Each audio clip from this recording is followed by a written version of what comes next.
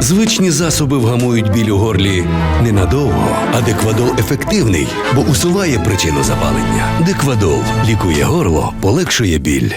Не передають нову зброю і не можуть полагодити ту, яку вже передали. У Пентагоні наголосили, що відсутність нових пакетів військової підтримки від США впливає на усю сферу допомоги ЗСУ. Тож українські бійці досі чекають на нові партії техніки та озброєння. І так само чекають на ремонт арсеналу, який раніше отримали від західних партнерів.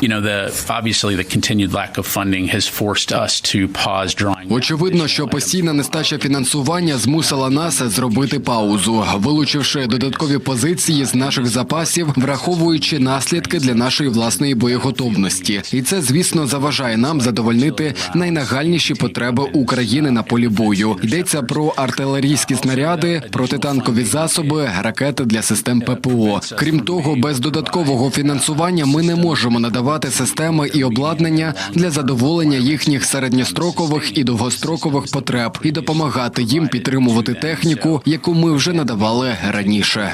День бабака. У Пентагоні вкотре наголосили, що співпрацюють із Конгресом США і закликають негайно ухвалити рішення про великий пакет фінансування оборонних потреб України. В американському Сенаті натомість з'являються натяки на політичний консенсус. Лідер демократичної більшості Чак Шумер заявив, що переговірники можуть досягти згоди. Попри протрампівський осередок республіканців у Конгресі, політики-демократи наголошують, якщо республіканці не схаменуться, наслідки будуть катастрофічні. Ми дійшли до того, що криза для України вже не є теоретичною, вона не є якоюсь віддаленою перспективою, вона відбувається тут і зараз. Звіти свідчать про те, що в окремі дні Україна вистрілює від чверті до половини кількості снарядів, які випускають російські військові. Це шлях до катастрофи. Це запорука того, що Київ у найближчому майбутньому може стати російським містом. Прогнози щодо падіння Києва ми усі бачили у лютому 22-го. Але чи прогнозують у Європі російську агресію щодо власних країн? Вочевидь, намагаються. На початку тижня НАТО розпочало Steadfast Defender 2024. Найбільші військові навчання від часів Холодної війни з Совєтами. Участь беруть усі країни-члени та країна-кандидатка Швеція. Сценарій – напад Москви на союзну територію та застосування 5-ї статті про колективну безпеку. Але чи спрацює такий вишкіл у разі гібридної агресії? Військові експерти мають зауваження. В статуті НАТО повноцінно не прописано, як задіяти яку статтю, якщо буде гібридна загроза. От як діяти, коли, наприклад, там з'являється Народна Республіка Нарва в Естонії, як варіант. 5 стаття, вона не буде діяти, бо це не вторгнення. І НАТО буде зволікати з своєчасними діями. А як відомо, такі народні республіки, їм протидіяти та блокувати їх одразу, як вони з'являються. Отже, все переростає в поліцейську місію. А поліцейська місія буде нівельована чим? Тим, що в будь-якій народній республіці завжди за ждунами, які хочуть повернутися до Росії, будуть стояти спецпризначенці без шевронів. Такі собі зелені чоловічки. І у цьому і проблема. Це не поліцейського рівня місія, і у цьому загроза для країн Балтії більша, аніж відкритої агресії. Європа має зробити висновки з українського досвіду, а українці роблять висновки із власних операцій. Нові кадри з ухвалою розвідки боєм на окупованій території, яка сталася рік тому, оприлюднили повстанці з російського добровольчого корпусу. У ніч проти 24 січня 2023 року ГУР організувало нічну висадку на човнах поблизу Нової Каховки на Херсонщині. Із гранатометів знищили російський командний пункт та понад десяток московитів. Ворог тоді вирішив, що ЗСУ вже повноцінно форсують річку. Окупанти з переляку підняли у повітря авіацію, залучили броньовану техніку для відбиття штурму. У новому відео від РДК можна побачити висадку білоруських добровольців, а ще дізнатися про назву операції «Червоний Дніпро». До створення плацдарму на Херсонському лівобережжі залишалося щонайменше півроку. Наблюдаю работу слева. Работу слева косите.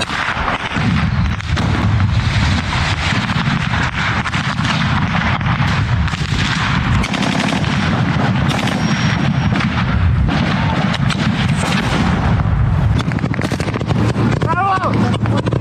Право! Давай!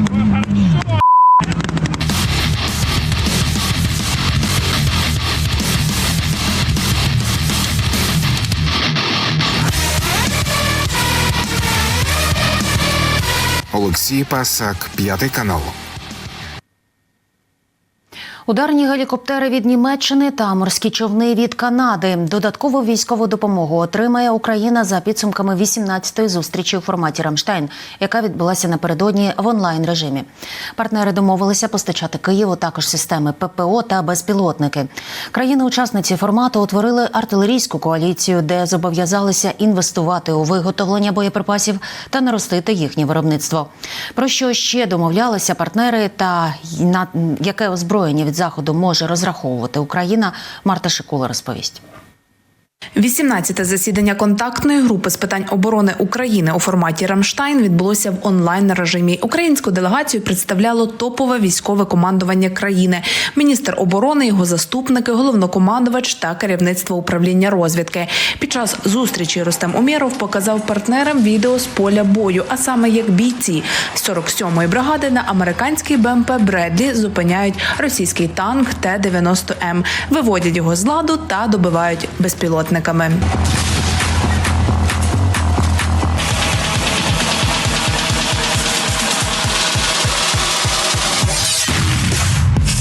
Міністр оборони продемонстрував західним партнерам стратегічну перевагу сил оборони на полі бою. Рустем Умєров зазначив, що нині для України важливі довгострокові пакети військової допомоги. Для успіхів на фронті потрібно достатні обсяги техніки та боєприпасів, технічне обслуговування та запчастини. А для прориву лінії фронту слід впроваджувати інноваційні підходи. Нам потрібно вирішити проблему нестачі артилерії. Нам потрібні запасні частини і технічне обслуговування, щоб обладнання працювало. Наші війська потребують постійної підготовки. І абсолютно важливо, щоб ми зберегли нашу мережу ППО. Це рятівний, життєво важливий пріоритет. Партнери домовилися постачати більше систем ППО, безпілотників та гелікоптерів. Перші бойові гвинтокрили передасть Києву Бундестаг. Це списані багатоцільові вертольоти Сі Кінг. Про це заявив міністр оборони Німеччини Борис Пісторіус. Україна отримує 6 багатоцільових гелікоптерів разом із комплектом запасних частин. Партнери також забезпечують навчання українських військових. Гелікоптер, він проходить обслуговування, ремонт і повністю боєздатним відправляється до України. У нас є гостра потреба в таких саме також гелікоптерах. В деяких випадках на нього можна встановлювати деякі зразки озброєння, в тому числі і ракетного. Хоча говорити про те, що його використовувати виключно як ударний гелікоптер, ні, це не його функція. Але він може стати одним з тих етапів щодо передачі в майбутньому Україні вже ударних гелікоптерів. Допомога на $15 мільйонів передасть Канада. Пакет містить 10 жорсткокорпусних надувних човнів для пошуково-рятувальних операцій, транспортування військ і вантажів та розвідки. Судна Україна отримає вже до кінця весни. Допоможе Канада і у підготовці пілотів F-16. Також країни-учасниці формату утворили артилерійську коаліцію, де зобов'язались інвестувати у виготовлення боєприпасів та наростити їхнє виробництво. Партнери передаватимуть Україні і далекобійну зброю для ураження росіян в глибокому тилу та руйнування їхньої ворожої логістики. Партнери розуміють, що виграти цю війну Україна може не тільки отримуючи зброю від партнерів, а й ще використовуючи по території Російської Федерації по її складам, об'єктам військовим, по логістиці. Тобто саме створюючи ось такі хаотичні явища на території самої Російської Федерації, а не тільки на тимчасово окупованих територіях. Тобто саме перерізаючи цю логістику та можливості російської армії безпосередньо в тиловій зоні, близькій або середній тиловій зоні в Росії. У Міноборони задоволені результатом зустрічі у форматі «Рамштайн». Участь взяли понад 50 країн. Партнери обіцяють великі пакети допомоги та зброю, яку раніше Україна не отримувала. Є цілковите розуміння партнерів, що нам ця зброя потрібна, зобов'язання працювати над тим, щоб Україні надавати більше зброї для подібних ударів. Це абсолютно чітко на себе взяли партнери. Україна отримає достатню кількість ракет для існуючих систем. Партнери більше ніж одна країна вже працюють над модернізацією західних ракет під існуючі з совєтського зразка пускові системи і протиповітряні системи. Це фактичний апгрейд старих систем, який дозволяє не просто вирішити питання з наявністю ракет для них, але і дозволяє використовувати кращі ракети західного зразка, тобто робити ці системи більш ефективними. Наступна зустріч у форматі «Рамштайн» відбудеться вже всередині лютого, напередодні засідання Ради Україна-НАТО. Марта Шакула, 5 канал. Словаччина не блокуватиме фінансову допомогу Україні з боку Євросоюзу. Про це домовилися прем'єр-міністри обох країн під час зустрічі в Ужгороді. Глава українського уряду Денис Шмигаль заявив, Словаччина також не заважатиме Україні купувати зброю і техніку у словацького бізнесу і допоможе поставити Києву техніку для зведення оборонних рубежів. Прем'єр Словаччини Роберт Фіцо запевнив, повністю підтримує євроінтеграційні прагнення України. За підсумками зустрічі сторони підписали спільну заяву щодо посилення двосторонніх відносин.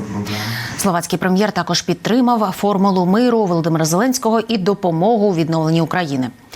Перед початком зустрічі Роберт Фіцо зробив низку скандальних заяв. Пообіцяв, що Словаччина всіляко блокуватиме вступ України до НАТО. Україну назвав державою, що перебуває під абсолютним впливом США, а також натякнув, що їй доведеться віддати частину своєї території Росії. Однак після рандеву Денис Шмигаль запевнив, зустріч із Робертом Фіцо розгорне нову сторінку у відносинах між Україною і Словаччиною. Звичайно, є деякі питання, з приводу яких ми можемо мати різні думки, таке політичне життя. Але так чи інакше, коли ви бачите словацьку делегацію, її склад і теми, які ми хотіли б розкрити, то розумієте, що ми справді хочемо допомогти вам. Ми будемо підтримувати прагматичні і дуже надійні зв'язки між нашими урядами, між нашими країнами.